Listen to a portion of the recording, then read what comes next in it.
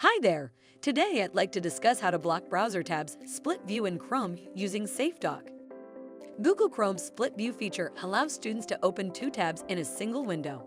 In schools, this can lead to distractions, policy bypass, and cheating during tests, as students can view study materials or chat alongside exams. Since Google Admin Console does not provide a setting to disable this feature, administrators lack direct control. That's where xFanatical SafeDock comes for the rescue. Using xFanatical SafeDock, schools can block the split view feature in Chrome, helping teachers maintain discipline, prevent cheating, and ensure focused, secure digital learning. Getting started is a breeze.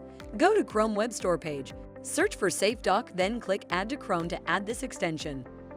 Once it is installed, simply enable the block browser tabs split view policy and set its value to true to easily block split view tabs in Google Chrome.